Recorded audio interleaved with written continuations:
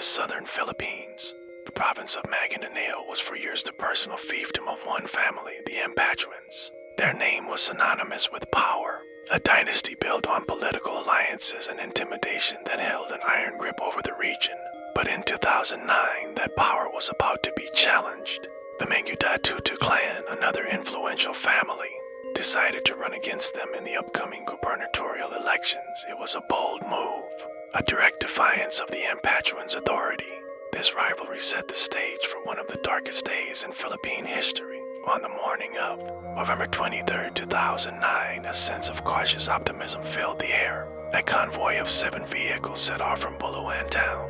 Inside were the wife of Ismail Toto Maguindanao, his sisters, and other female relatives. They were accompanied by lawyers and, crucially, that group of 32 journalists and media workers. The Maguindanao believed that the presence of women and the media would guarantee their safety. They were on their way to the provincial capital in Sarawak to file Toto as certificate of candidacy for governor.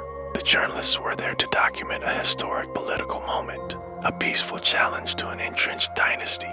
They had no idea they were driving towards a trap. As the convoy traveled along the national highway, it reached a remote checkpoint in the town of Ampachuan. They were stopped not by official police or military, but by a private army of around 100 heavily armed men. These men, loyal to the Ampachuan clan, ordered everyone out of their vehicles. Cell phones were confiscated, cutting off their last link to the outside world. The initial hope of a safe journey was shattered in an instant. The journalists, who thought their cameras and press IDs were their shield, found themselves just as helpless as the others. Convoy was rerouted off the main road and forced up a secluded, dusty hill.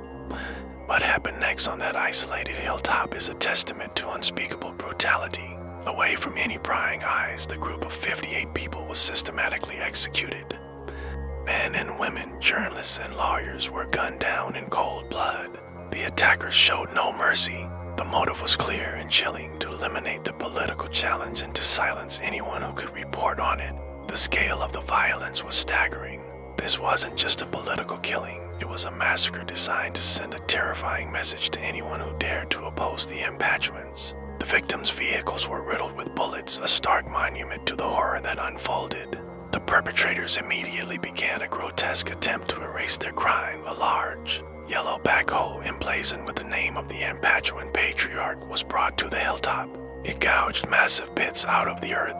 The bodies of the victims were dumped into these makeshift graves. Some were buried still inside their vehicles. The goal was to make it seem as if 58 people, along with their cars and vans, had simply vanished from the face of the earth. It was a crude, desperate, and ultimately failed attempt at a cover-up. The sheer audacity of using government-owned equipment for such a heinous act exposed the depth of the clan's impunity. Word of the missing convoy spread quickly, and a search was launched. What authorities discovered later that day was a scene of unimaginable horror. The disturbed earth, the partially buried vehicles, and the gruesome discovery of the mass graves confirmed the country's worst fears. The site became a sprawling, open-air crime scene.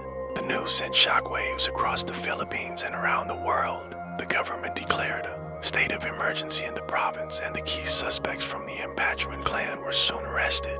For the families of the victims, this was the beginning of a long and agonizing wait for justice, a journey marked by grief, fear, and a relentless fight for accountability. The Maguindanao Massacre is remembered as the single deadliest event for journalists in history. It stands as a grim symbol of impunity, a horrific example of what happens when power goes unchecked. The legal battle that followed spanned a decade, becoming one of the most significant trials in the nation's history. While some key figures were eventually convicted, many others were acquitted, and the family's quest for complete justice continues. The legacy of November 23rd is a permanent scar on the Philippines, a constant and painful reminder of the price of truth and the courage of those who died seeking it. Their story must never be forgotten. Thank you for watching.